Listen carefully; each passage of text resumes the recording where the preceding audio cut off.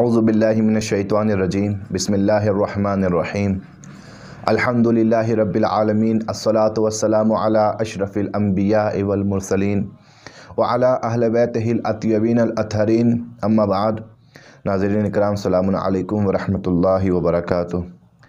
आमादगी ज़ुहूर online classes की जानिब से इस हफ़्ते का ये चौथा दर्स है और आज का हमारा मौजू है नहजुल बलागा कलिमात क़िसार। और इंशाअल्लाह कोशिश करेंगे कि बहुत मुख्तसर वक्त में हम इस कलमे को आपकी खिदमत में पेश कर सकें और हम समझ सकें कि इस कलमे में मौला क्या इरशाद फरमाना चाहते हैं और हमें पैगाम क्या देना चाहते हैं। बिस्मिल्लाहिर्रहमानिर्रहीम। हिकमत नंबर 25। मिन कफ़ाराति ज़ुनूबिल इज़ाम इग़ाज़तुल मलहूफ़ व तनफ़ीज़ु अनिल मकरूब। गुनाहों के बड़े बड़े गुनाहों के कफ़ारों में से ये भी कफ़ारा है कि बेकस और लाचार लोगों की फ़रियाद रसी करना और बेचारे और बेकस लोगों को दिलासा देना। सबसे पहले हम ये समझें कि कफ़ारा किसे कहते हैं। कफ़ारा किसे कहते हैं? कफ़ारा एक ऐसा लफ्ज़ है कि जो हम अक्सर सुनते रहते हैं, जैसे रोज़े का कफ़ारा बहुत मशहूर है कि अगर किसी ने वाजिब रोज़ा जानबूझकर छोड़ दिया तो उसके ऊपर वाजिब है कि एक रोज़े के बदले में 60 रोज़े रखें। मौला बताना चाहते हैं कि जैसे किसी वाजिब अमल को छोड़ने के बाद में कफ़ारा वाजिब हो जाता है, उसी तरीके से बाज़ गुनाह ऐसे हैं कि उन गुनाहों को अंजाम देने के बाद तौबा के साथ साथ कफ़ारा भी वाजिब है। यानी वाजिब है पहले इंसान उन गुनाहों की तौबा करे खुदा से और फिर कफ़ारा अदा करे। और अब तमाम गुनाहों की अगर आप बर्रसी करेंगे तो तमाम गुनाहों के मुतालिक अलग अलग चीज़ें ज़िक्र हुई हैं जो आप गुनाहाने कबीरा जो किताब है उसके अंदर मुतालिया कर सकते हैं। मगर मौला यहाँ बताना चाहते हैं कि गुनाहों के कफ़ारे बहुत से तरीके हैं, कि गुनाहों का कफ़ारा अदा करने के बहुत से तरीके हैं, मगर उनमें से एक तरीका ये है कि जो मौला बताना चाहते हैं। ज़ुनूबिल इज़ाम, कोई मामूली गुनाह नहीं, बहुत बड़े बड़े गुनाह अगर इंसान ने अंजाम दिए हैं तो उन गुनाहों का भी कफ़ारा अदा हो जाएगा इस अमल के ज़रिए से। इज़ाम कहते हैं बुज़ुर्ग यानी बड़े गुनाह। सबसे पहले हम देखते हैं जुनूब के ऊपर। जुनूब कहते हैं गुनाह को, गुनाह। लेकिन जुनूब के लिए कुरान मजीद में, गुनाह के लिए कुरान मजीद में बहुत से अल्फाज इस्तेमाल हुए हैं। जैसे इस्म इस्तेमाल हुआ है, जैसे उद्वान इस्तेमाल हुआ है, जैसे इस्यान इस्तेमाल हुआ है, जैसे सय्यात इस्तेमाल हुआ है। ये तमाम लफ्ज़ गुनाह के लिए इस्तेमाल हुए हैं। इस्म का मतलब है एक ऐसा गुनाह अंजाम देना, मसलन कोई ऐसा काम अंजाम देना कि जो हलाल ना हो, उसे इस्म कहते हैं। गैर हलाल काम को अंजाम देना यह है इस्म। इसी तरीके से उद्वान किसे कहते हैं, इस्यान किसे कहते हैं, यानी खुदा की नाफरमानी करना। उसने कोई फरमान दिया था उसके ख़िलाफ़ काम करना, इसे कहते हैं उद्वान या इस्यान। लेकिन ज़ंब किसे कहते हैं? ज़ंब की जमा है जुनूब। ज़ंब कहते हैं ऐसा गुनाह के जो अपना असर भी रखता है। ज़ंब बना है, ज़ंब पहले कहते थे किसी जानवर की दुम को, और दुम को ज़ंब इसलिए कहते थे क्योंकि हमेशा वो उस जानवर के पीछे पीछे थी। जहाँ भी वो जानवर जाता है उसकी दुम भी उसके पीछे होती है। लिहाजा जुनूब को गुनाह, ज़ंब को गुनाह इसलिए भी कहा जाता है कि इंसान अगर गुनाह करता है तो जहाँ भी फिर गुनाह करके इंसान जाता है उस गुनाह का असर उसके पीछे पीछे रहता है। वो उस गुनाह का असर होता है कि जो इंसान के पीछे रहता है। हर गुनाह अपना असर छोड़ता है। अगर इंसान चाहता है कि इन गुनाहों का कफ़ारा अदा करे तो मौला जो तरीका बताना चाह रहे हैं उस तरीके से कफ़ारा अदा कर सकता है। अलबत्ता बहुत आसान कफ़ारा बताया मौला ने। क्या बताया? इग़ाज़तुल मलहूफ़, बेकस और बेचारे लोगों की आवाज़ पर लब्बैक कहना।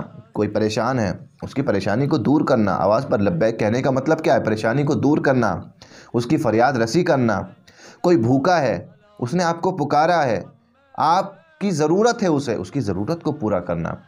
कोई आपका दोस्त है, आपका चाहने वाला है, आपका अज़ीज़ रिश्तेदार है, अगर आप जानते हैं कि उसे किसी चीज़ की बहुत ज़रूरत है, वो किसी परेशानी में मुब्तला है और मैं उसकी परेशानी को दूर कर सकता हूँ, تو آپ کو ضروری ہے آپ کے لیے کہ آپ اس کی پریشانیوں کو دور کریں، آپ اس کی مدد کریں، آپ اس کی ضرورت کو پورا کریں۔ کیوں؟ کیونکہ اگر ہم اس کی ضرورت کو پورا کریں گے تو یہی عمل ہمارے گناہوں کا کفارہ بن جائے گا، اور پروردگار اس عمل کے طفیل میں ہمارے گناہوں سے چشم پوشی کرے گا۔ عزیزان گرامی، کتنا آسان طریقہ بتایا ہے اللہ نے، لیکن واجب توبہ سب سے پہلے ہوتی ہے۔ جب تک آپ نے توبہ نہیں کری، جب تک آپ توبہ کے دروازے پر نہیں پہنچے، تب تک تو آپ خدا کو منا بھی نہیں سکتے۔ لہذا پہلے واجب ہے کہ انسان توبہ کرے، اور اب اگر چاہتا ہے توبہ کر لی، اب اگر چاہتا ہے کہ اس گناہ کا اثر بھی باقی نہ رہے، تو کیا کرنا ہے؟ اسے ضرورت مند کی ضرورت کو پورا کرے، بے کس لوگوں کی پریشانی کو دور کرے۔ بعض موقع پر ہم دیکھتے ہیں کہ ہمارے سامنے کوئی انسان چیزیں بہت ضرورت ہے، پریشان ہے، وہ ضرورت مند ہے وہ، اور ہم اس کی ضرورت کو پورا کر سکتے ہیں، مگر پھر بھی ہم اس کی ضرورت کو پورا نہیں کرتے۔ یہ ائمہ کی سیرت کے خلاف ہے۔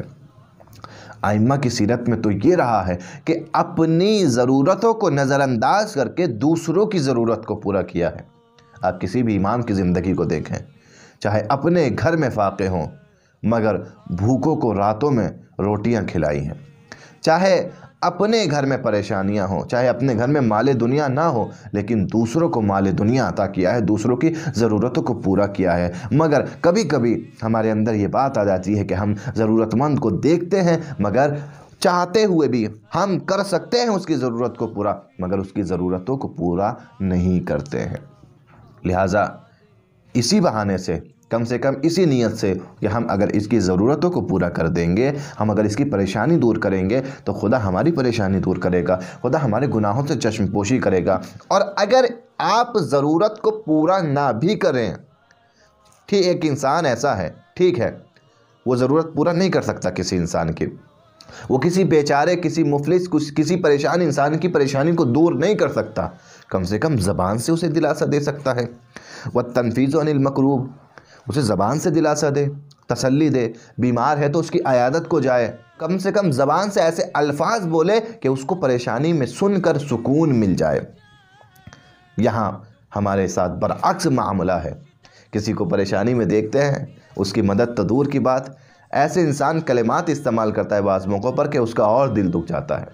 لہٰذا کم سے کم یہ انسان ضرور کرے کہ کسی کو پریشانی میں دیکھے تو اس کو تسلی دینے کے لیے اس سے بات کرے، اس کے پاس بیٹھ جائیں۔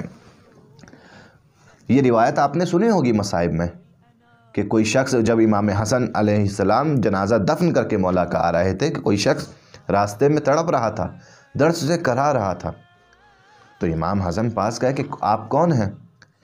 کہا میں بے کس بیچارہ ہوں، میرا ایک دوست یہاں آتا تھا جو روزانہ مجھے اپنے ہاتھوں سے کھانا کھلاتا تھا، مگر آج 3 دن ہو گئے وہ شخص نہیں آیا ہے۔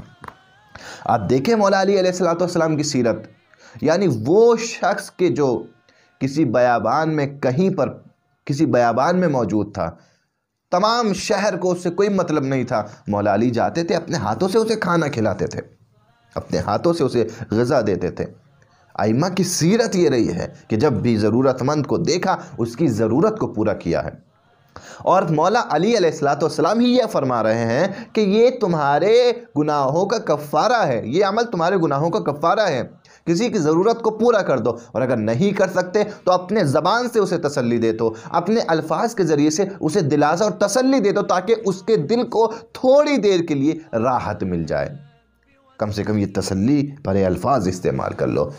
کیا ہوگا اس سے؟ تمہارے بڑے بڑے گناہ پروردگار معاف کر دے گا۔ من کفارت الذنوب، یہ گناہوں کا کفارہ قرار پائیں گے۔ اور اگر پھر بھی ہم دیکھیں تو یہ بڑے فائدے کا سودا ہے کہ ہم دوسروں کی ضرورت کو پورا کر کے اپنے گناہوں کے کفاروں کو ادا کر دیں۔ امام علی کیا کہہ رہے ہیں؟ بہت آسان ہے، اپنے گناہوں کے کفارے کو ادا کرنا بہت آسان ہے۔ کسی بے کس کی فریاد رسی کر دو، کسی کی پریشانی کو دور کر دو، کسی کی عیادت کو چلے جاؤ، کسی کو تسلی بھرے الفاظ کے ذریعے سے تسلی دے دو۔ آپ کو معلوم ہے کہ کوئی ضرورت مند ہے، اس کے بچوں کو ضرورت ہے، آپ اس کی ضرورتوں کو پورا کر دو۔ یقیناً یہ ہم ایک ایسا معاشرہ تشکیل دینا چاہتے ہیں۔ امام زمانہ کے ظہور کا اگر ہم انتظار کر رہے ہیں تو کس لیے؟ ہم امام زمانہ کے ظہور کے بعد کیا دیکھیں گے؟ حکومت امام زمانہ میں کوئی ضرورت مند نہیں رہے گا، سب کی ضرورتیں پوری ہو چکی ہوں گی، کسی کو ضرورت نہیں ہوگی، یعنی کوئی محتاج نہیں رہے گا۔ روایت میں یہ موجود ہے۔ اب اگر ہم چاہتے ہیں ہم فقط ایک خوش فہمی کا شکار ہو کے بیٹھ جائیں کہ کم سے کم امام زمانہ کی ایسی حکومت تو آئے گی کہ کوئی محتاج نہیں رہے گا، نہیں، اگر ہم اس حکومت کا انتظار کر رہے ہیں تو اب ہمارے اوپر بھی ضروری ہے کہ ہم بھی اس حکومت کے مقدمے سازی کے لیے ضرورت مند کی ضرورتوں کو پورا کریں، ضرورت مندوں کی ضرورت کو پورا کریں، تاکہ جب امام زمانہ آئے اور یہ حکومت نافذ ہو اور اس طریقے سے نظام نافذ ہو، ہم بھی اس نظام کا حصہ بن سکیں انشاءاللہ۔ والسلام علیکم ورحمۃ اللہ وبرکاتہ۔